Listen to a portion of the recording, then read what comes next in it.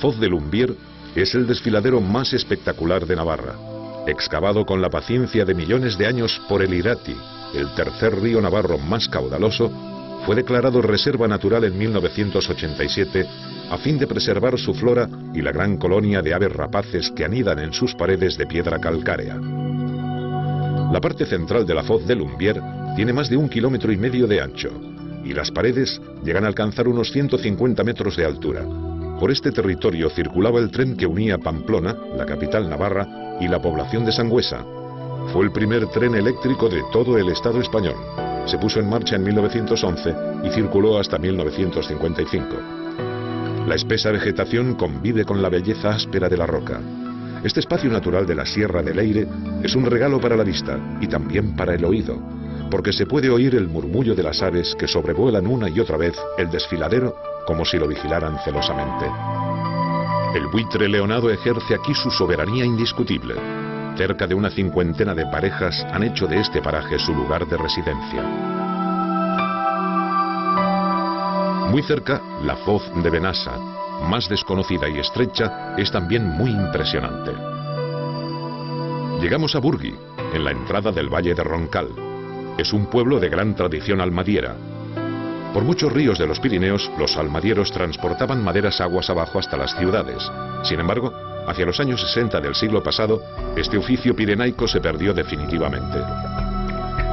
Remontamos este valle nororiental de Navarra hasta descubrir la población que le da nombre: Roncal.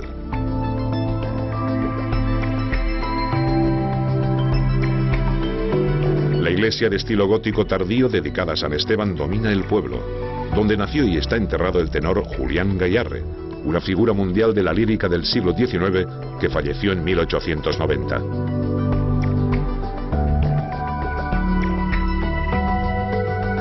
La carretera se estrecha y el paisaje se vuelve cada vez más verde. Isaba es el pueblo con más habitantes del valle.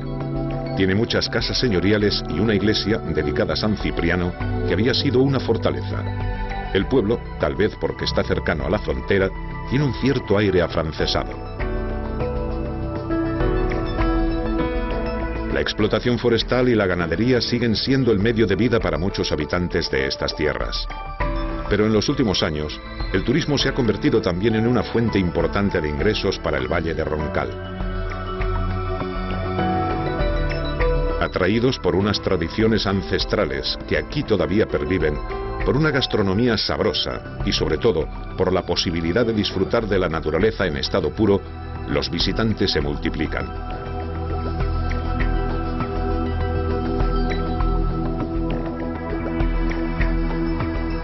Para mucha gente, Ochagavía, situado en la cabeza del Valle de Salazar, es uno de los pueblos más bellos de Navarra.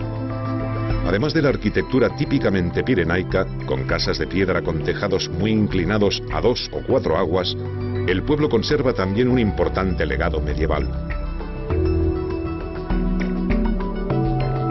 Vigilando desde las alturas, la ermita románica de Nuestra Señora de Musquilda emerge de entre el verde intenso como una joya integrada en el paisaje.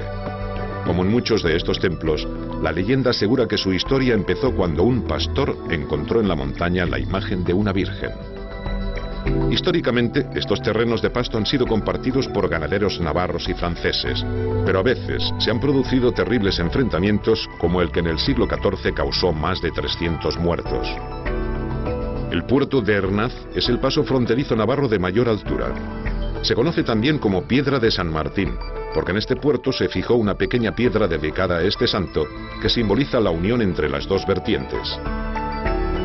Hasta hace pocos años, del lado navarro subían cada verano cerca de 200.000 cabezas de ganado para aprovechar el agua y los pastos de estos territorios de alta montaña, dominados por picos como el de Arlás.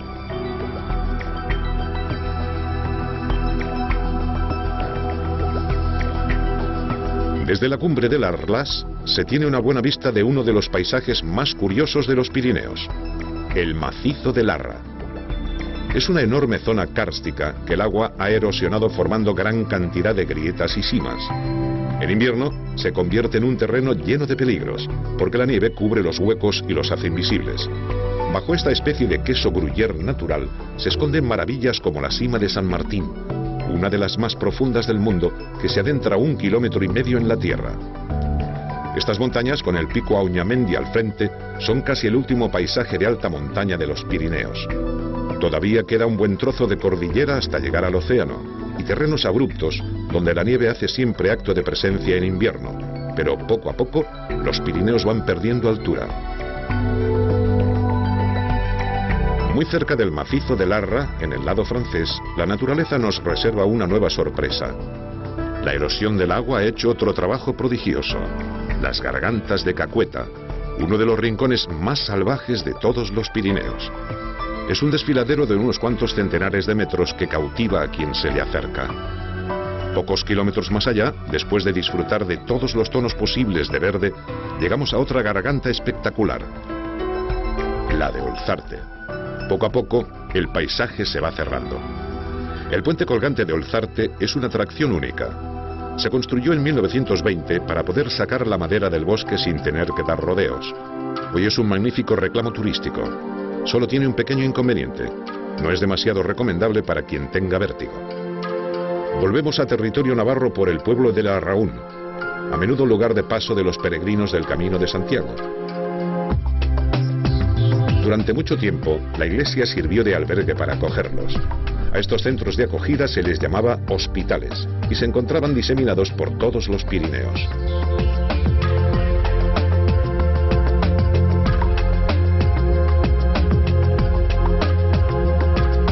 De Larraún sale una carretera que vuelve a Navarra por un puerto que, según los entendidos en ciclismo, es de una gran dureza. También es un buen punto de aproximación al pico de Ori, que tiene el privilegio de ser el primero que supera los 2000 metros entrando desde el Atlántico. Esta montaña, que se alza solitaria, es la puerta de entrada occidental de los Pirineos. El Ori, que en verano cambia la nieve por un magnífico tapizado verde, es muy querido por los navarros y por los vascos. Dice la creencia popular que en su punto más alto vivía la mítica Mari, la diosa vasca que sobrevuela las montañas impartiendo justicia y llevando la tormenta y el pedrisco a quien se los merece. Mientras tanto, otros seres mitológicos, los Basajaunes, los señores de los bosques, habitaban unos metros más abajo.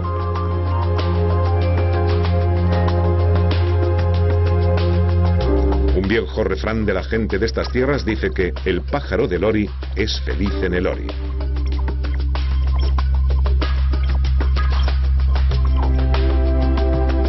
El Ori es también la montaña que tiene a sus pies el bosque de Irati, un inmenso pulmón verde. Es un bosque que se extiende a ambos lados de la cordillera, una reserva boscosa de primer orden, el último punto occidental donde abunda el abeto, y también uno de los hayedos más impresionantes del continente europeo. Irati es el corazón de la Navarra más húmeda, un espacio único, lleno de parajes vírgenes. Es como un gigantesco bosque encantado que luce todos los colores de la paleta según la época del año.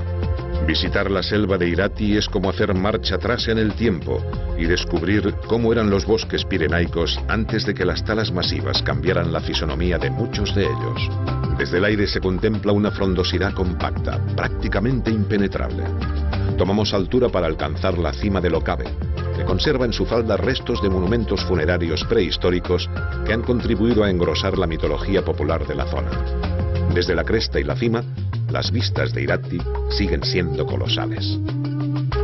Más abajo, el embalse de Irabia es una isla de agua en medio del enorme océano de árboles y vegetación. La presa se construyó en 1921 para regular el río Irati. El hombre oso, brujas sirenas de montaña que habitan en el interior del bosque e incluso el espíritu de la reina navarra Juana de Labrit, que murió envenenada en París en el siglo XVI y que se pasea en los días de viento y niebla por los que fueron sus dominios, son algunos de los ejemplos de cómo la mitología popular ha dejado volar la imaginación ante estos bosques densos e inquietantes. Esperamos en vano que de repente se nos aparezca la figura de Basajaún, el señor del bosque. Según se explica, vive en los bosques y las cuevas más escondidos. Tiene aspecto humano y una larga cabellera, y su cuerpo está totalmente cubierto de pelo. Está considerado el protector de los rebaños. Las ovejas, cuando notan su presencia, hacen sonar sus cencerros, y cuando se avecina una tormenta o los lobos acechan, el Basajaún aúlla con fuerza para que los pastores recojan los rebaños. A cambio, y en señal de agradecimiento, recibe un trozo de pan que recoge cuando duermen los pastores. Los gentiles son otros seres mitológicos. Son gigantes que también viven en las montañas y tienen una fuerza descomunal. Su afición es lanzar piedras de una montaña a otra. La mitología vasca y navarra tiene los orígenes en la montaña desde tiempos ancestrales. Gigantes, hadas y duendes que viven en las profundidades de los bosques o de los ríos forman parte de un riquísimo patrimonio folclórico.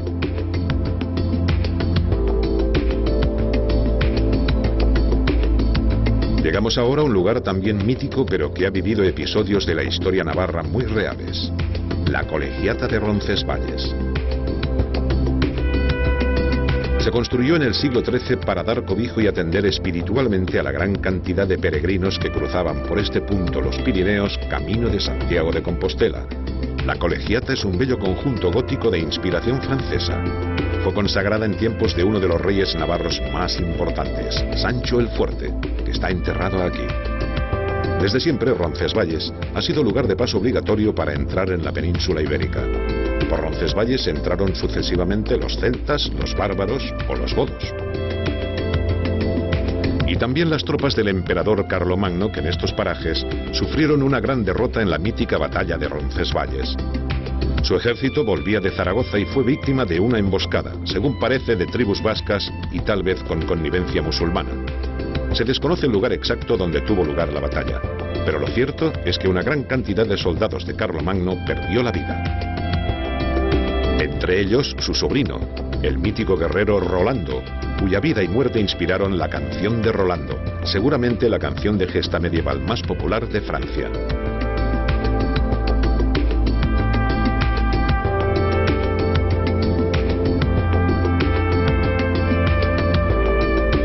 Para los peregrinos o los arrieros que durante siglos lo han cruzado a pie o en mula, el camino del puerto de Ibañeta, que une Navarra con la antigua Aquitania, era muy duro. Hoy, una carretera permite transitar con toda comodidad, pero la belleza del paisaje sí que sigue intacta.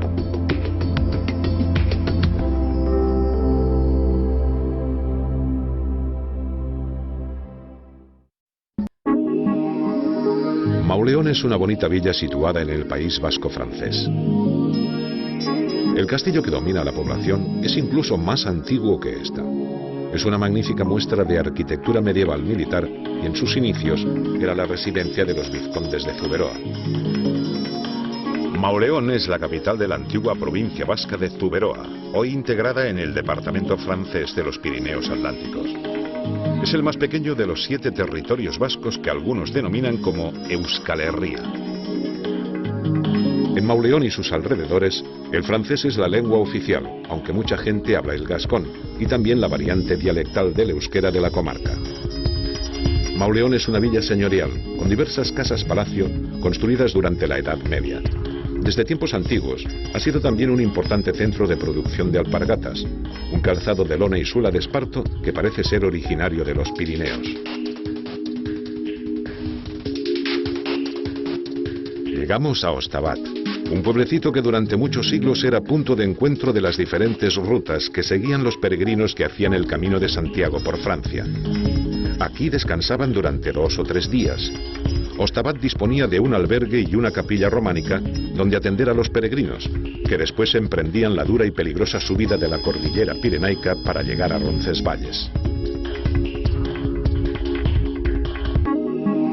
La Carra es un pueblecito de postal donde viven poco más de un centenar de personas. Al lado del núcleo encontramos un espléndido castillo, una pequeña joya arquitectónica medieval.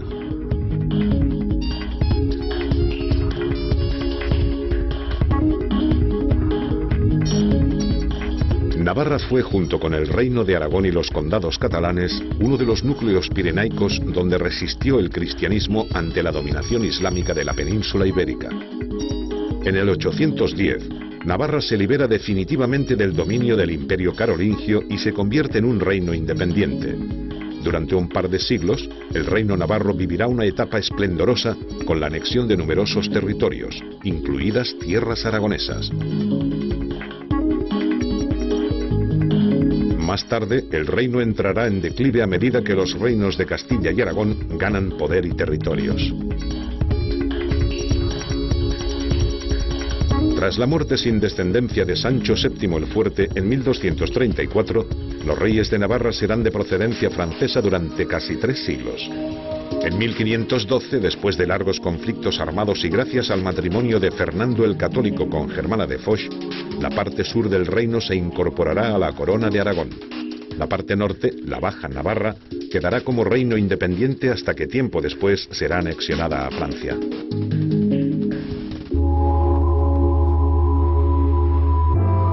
Repasada a grandes rasgos la historia navarra, llegamos justamente a San Juan de Piedepuerto, la capital del antiguo territorio de la Baja Navarra. La ciudadela domina el pueblo desde una colina. San Juan es la última población francesa por donde pasa el Camino de Santiago antes de entrar en territorio español. Tiene diversas edificaciones nobles, la mayoría de los siglos XVII y XVIII, y un interesante centro amurallado, con la iglesia de Nuestra Señora al lado del río, que tiene más aspecto de fortaleza militar que de templo religioso.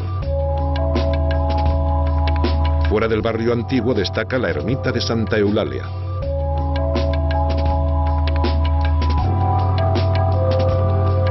Cuando dejaban la protección de una villa importante como San Juan de Piedepuerto, los viajeros y los peregrinos se adentraban en un terreno peligroso. Muchos morían o quedaban gravemente heridos durante la travesía de la cordillera pirenaica. Algunos se despeñaban, o eran atacados por bandoleros o lobos hambrientos, o simplemente se ponían enfermos.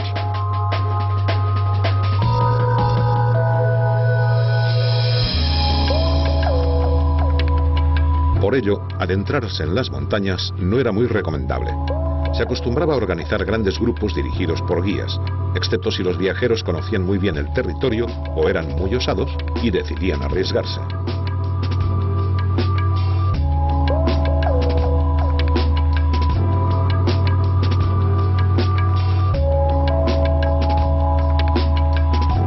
Enfilamos el camino del puerto de Izpegui, paso fronterizo entre tierras francesas y navarras. Las vistas desde este puerto son extraordinarias. Vale la pena tomar altura hasta tocar las crestas de Iparla, que aunque no son demasiado altas, poseen una gran belleza. Este pequeño macizo conserva bastantes vestigios de los primeros habitantes de estas zonas, que eran capaces de extraer hierro y cobre de estas montañas para construir sus herramientas.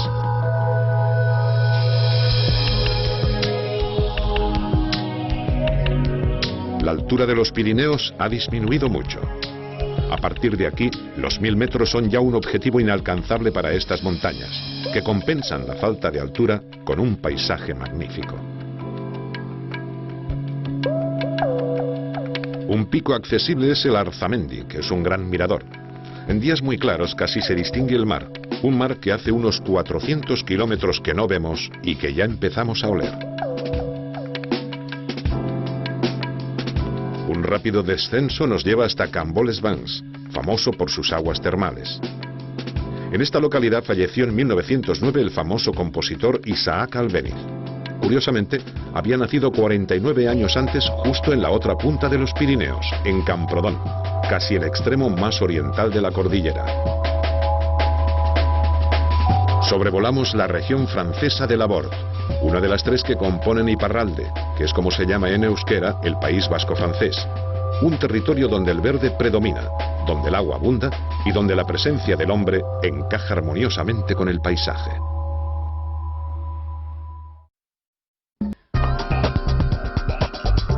A medio camino entre el litoral de Guipúzcoa y las tierras navarras interiores, la Sierra de Aralar ha sido siempre un cruce de caminos frecuentado por pastores, contrabandistas y peregrinos.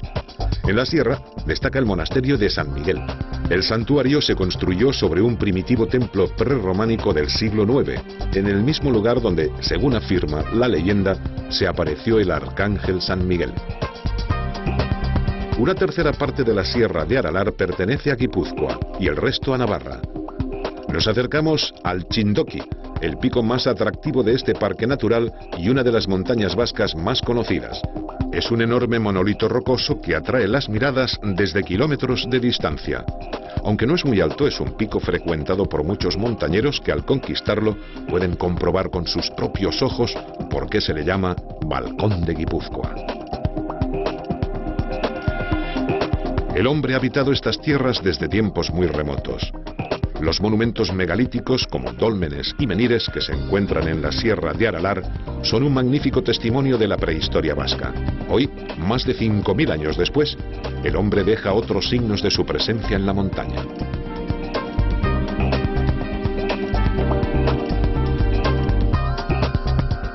Nos acercamos a una zona exuberante, el señorío de Bertiz. Las condiciones climáticas son idóneas para que abunde la vegetación. Llueve mucho y las heladas no son frecuentes. En esta región, el río Baztán cambia de nombre y se convierte en el Bidasoa. El señorío, que se creó en el siglo XIV, es hoy un magnífico parque natural. En un pequeño rincón del parque se encuentra un jardín botánico con especies vegetales procedentes de todo el mundo. Pero es el haya la especie reina de este territorio de bosque típicamente atlántico. A principios del siglo XX, el último propietario privado del señorío mandó construir en la cumbre del pico Aizkolegi un palacete modernista que hoy se encuentra medio abandonado. Solo visitantes esporádicos se acercan a disfrutar de la vista que desde aquí se contempla. Dejamos atrás este tesoro natural y avanzamos hacia el reino de las brujas.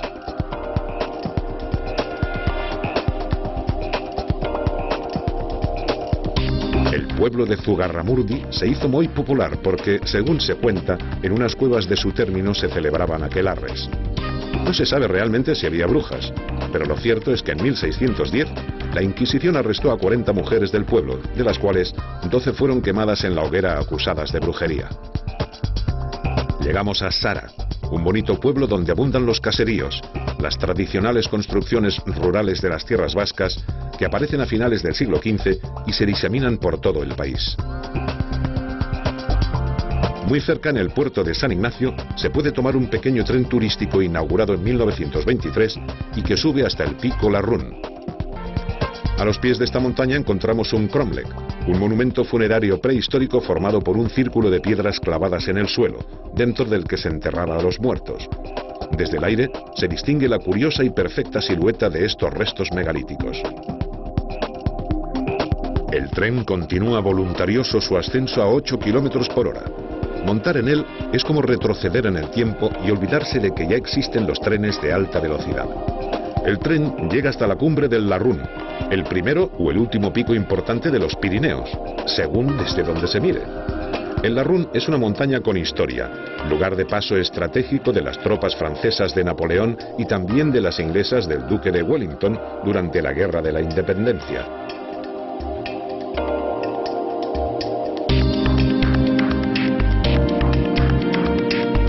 Llegamos a Irún, la ciudad más importante de Guipúzcoa después de San Sebastián.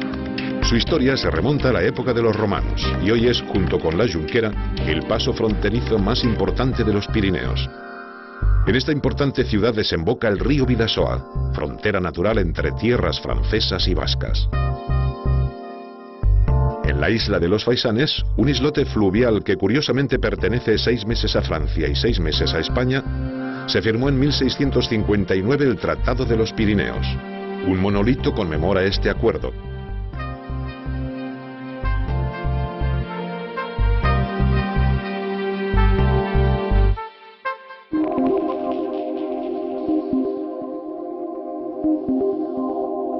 En San Juan de Luz llegamos a la línea de la costa atlántica. Hoy es una población muy turística, aunque antiguamente era sobre todo una villa marinera. De aquí zarpaban en el siglo XVI los barcos que iban a pescar bacalao a las aguas de Terranova. Un siglo más tarde recibió el sobrenombre de Ciudad de los Corsarios, por ser uno de los principales puertos donde se refugiaban los bandoleros del océano. En 1680, un brutal seísmo submarino destruyó casi totalmente San Juan de Luz, que tuvo que edificarse de nuevo.